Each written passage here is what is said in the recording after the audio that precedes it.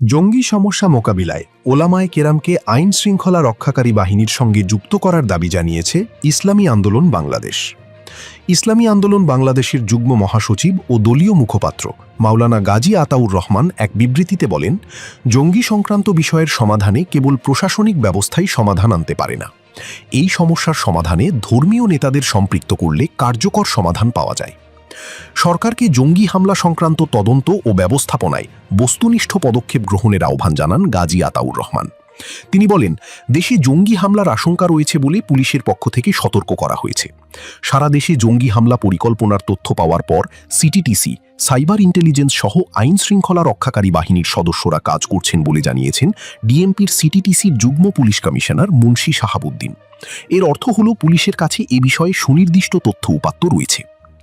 গাজী আতাউর রহমান বলেন, আমরা বাংলাদেশ পুলিশের উপরে আস্থা রাখতে চাই। একই সঙ্গে আমরা অনুরোধ করব, জঙ্গি হামলা সংক্রান্ত তদন্ত ও ব্যবস্থাপনায় বিশ্বাসযোগ্যতা আনতে হবে এবং সব কার্যক্রম বস্তুনিষ্ঠ হতে হবে। ইসলামী আন্দোলনের মুখপাত্র বলেন, অতীতে বিশেষ করে ফ্যাসিবাদী আমলে জঙ্গি ইস্যুকে রাজনৈতিক উদ্দেশ্য প্রণোদিত ব্যবহারের আধিক্যের কারণে জনমনে নানা সন্দেহ ও সংশয় জন্ম নিয়েছে। এর বিশ্বাসযোগ্যতা নিয়ে প্রশ্ন দেখা দিয়েছে। আওয়ামী লীগ আমলে ভিন্নমত দমন করার জন্য এর ব্যবহার ছিল লক্ষণীয়।